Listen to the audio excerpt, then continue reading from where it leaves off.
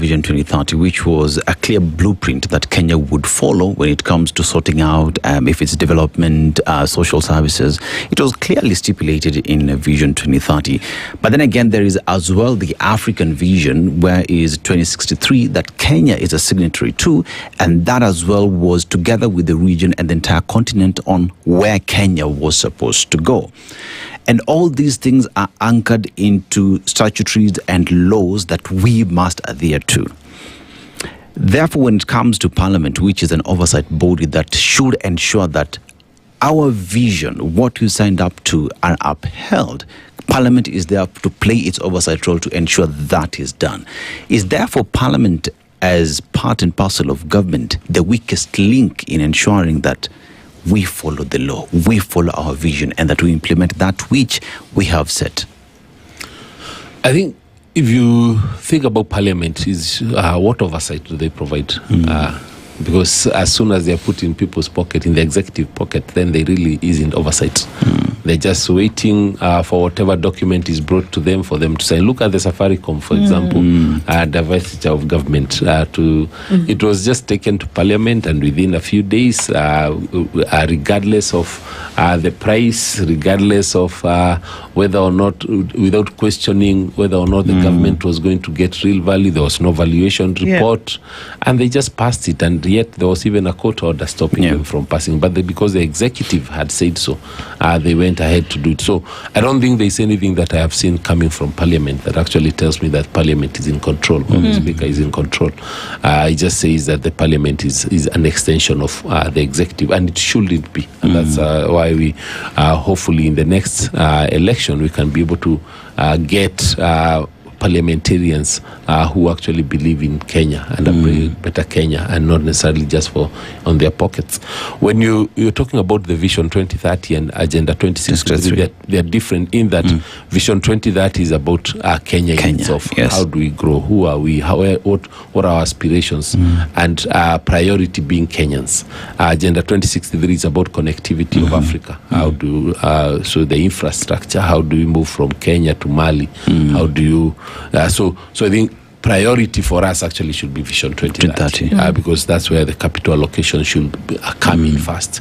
The regional growth and the and further and the Africa agenda, I think should be secondary, should come second. So if you have excess money, then you can be able to fund that, and that's why when you I was in transport, the PS transport, of course, our key projects were two. One is the central, the Lapset corridor, which was to connect the East Africa through the Lamu corridor, so connect Ethiopia, you connect South Sudan, you connect Uganda, and then we had also the SGR corridor, which again connects the entire of East Africa.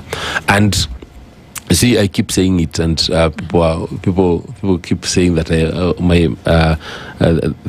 I was talking when we were talking about the SGR itself, the extension of SGR, because we went all the way to Naivasha. Yes. We were looking for funds, concluding the funding for the next phase, which was the Naivasha to Kisumu.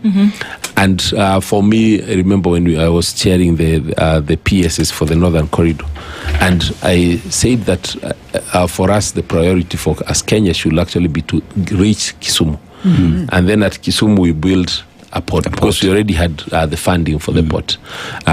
We had received about $140 million in funding, which was coming to almost 20 billion to put a modern port facility, which will create jobs, allow for the industrialization of the region. Actually, around the Xi'an area, the Chinese had taken over about 1,000 acres to put up industries and put up an industrial park, because I was saying that there is no point of us paying for the Kisumu to Malaba port, which was about $1.3 billion, yet we are not. There is no money that the Kenya will get out of it. I was saying over time, once we generate enough money through the port, then we can be able to do the same. I'm curious. So, where did the $140 million then go? Because you just said that you had already received the money. No, it was approved. We had to received a from facility, a loan from part of the SGR funding. Did the money come through? It didn't. So it just remained